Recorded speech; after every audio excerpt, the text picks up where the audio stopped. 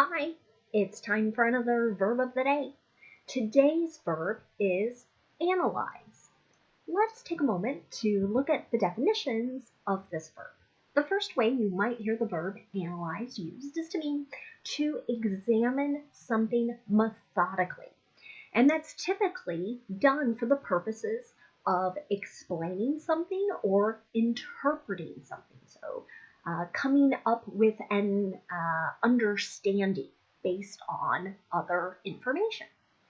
A second way to use the verb analyze is to discover or reveal something through a detailed examination. So these two definitions are very closely related. This verb analyze is used in academic and work settings all the time. As part of our studies and learning in new areas, we will be asked to analyze, to examine things in a variety of different subject areas. You should know that the verb analyze is a regular verb. To make the progressive tense, you're going to drop the E and then add ing to form analyzing. The past tense and participle forms of this verb are made by just adding the letter D because this verb already ends in an E. The base verb, analyze, hopefully you can hear that voiced Z sound. So our base verb ends with that voice sound, analyze. So our past tense ending is just going to make a D sound or duh. Analyzed, analyzed. Okay? You'll be happy to know I don't have any additional meanings through phrasal verbs. This will allow us now to focus on using our verb of the day in a couple different verb tenses. First, let's talk about the simple present. We use this verb tense to talk about habits, routines, and facts. And the thing you want to remember about it is that the verb is going to change based on what the subject is. So if our subject in a sentence is I, you, we, or they, then you'll just use the base verb. But if the subject is he, she, or it, then we need to add an S to the end of our verb. Let's take a look at an affirmative example. The new report analyzes how cities can better use their resources to protect the environment. So notice here, report is singular, so it's like having a subject of it, and that's why you see the S on the end of that verb. Now, if you want to make a negative sentence in the simple present, you want to use do not and the base verb when the subject is I, you, we, or they, or you can use does not and the base verb when the subject is he, she, or it. An example sentence, she doesn't analyze things all the time. She just does them. So we'll talk a little more about this later with some related words, but there are many people who are constantly analyzing things, sort of examining different situations, different pieces of information, and figuring out what they should do next. In this particular sentence, we're describing a person who doesn't do those things, just takes action. That could be good or bad, based on the situation. Now let's look at making a yes or no question in the simple present. To do this, we'll start with do or does, then we'll have our subject, and then the base verb. So I hope you noticed, as I was making negative and yes and no questions, I'm never adding an S to the base verb. I'm only doing that in the affirmative or with positive sentences. Now let's take a look at our yes or no example question. Does our county health department analyze vaccine rates and new COVID-19 cases? And I would hope the answer to this is yes. I hope all different county and state level departments of health are examining this information, this data, to help us understand when it will be safe to gather in larger groups, etc. Now, let's spend a minute looking at the present perfect. We can use this verb tense to talk about an action that started in the past and it continues into the present.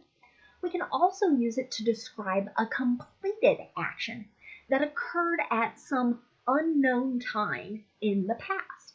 You might hear this called the indefinite past. So we don't know, was it yesterday or was it 20 years ago? And it might not matter. To make a present perfect sentence, we're going to use either have or has, depending on what our subject is. So if our subjects are I, you, we, or they, we'll use have. If our subject is he, she, or it, we'll use has. So have or has, and then the participle form of the verb. Here, because it's a regular verb, the participle form is the same as the simple past tense. Let's take a look at an example sentence. Researchers have analyzed 30 years of data tracking the relationship between young people's technology use and their mental health. So again, researchers have been engaging in this detailed examination. And because it's 30 years, right, this action probably started in the past and continues into the present. It's a lot of information to look at and to consider. If you want to make a negative present perfect sentence, you need to insert not after have or has. And then again, you'll use the participle form of the verb. Let's look at another example. He hasn't analyzed the problem, nor has he developed any potential solutions. So again, this is describing someone who hasn't performed a detailed examination. Last, let's take a look at making a yes or no question in the present perfect. We'll start with have or has, then we'll have our subject, and then the participle form of the verb. Has the government analyzed unemployment data? Again, has the government performed this detailed examination or look at this particular information? Hopefully, these sentences help you better understand, and they might feel a bit familiar where you have seen this verb used in various news reports or maybe heard it as others have talked as well. Now, let's spend a few minutes looking at words that are related to our base verb, analyze. The first word we're going to look at is the noun analysis. As you might expect, the meaning of this noun is a detailed examination of the elements of something or the structure of something. Here is an example of this noun in a sentence. Each week, the newspaper publishes an analysis of the stock market.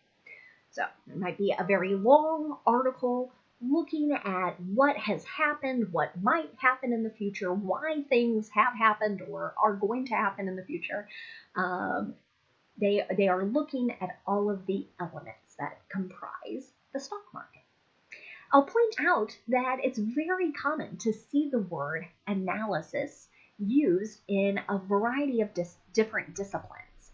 In chemistry, some people may perform an analysis to see what chemicals or which elements make up a particular mixture or substance or something of that nature. You, in an English or literature class, you might be asked to perform a literary analysis. So you spend time looking in great detail at a particular story or book, and maybe you closely examine a particular character or the plot of that story. Next, let's take a look at the noun analyst.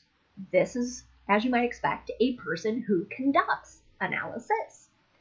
Here is an example of this word in a sentence. The media company employs several medical analysts to offer explanations and advice relating to medical news stories.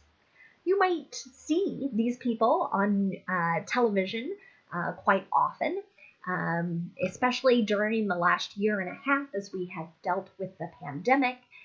Many doctors, other experts have been on TV trying to explain how we take precautions, the reason why we should seek out vaccinations, etc.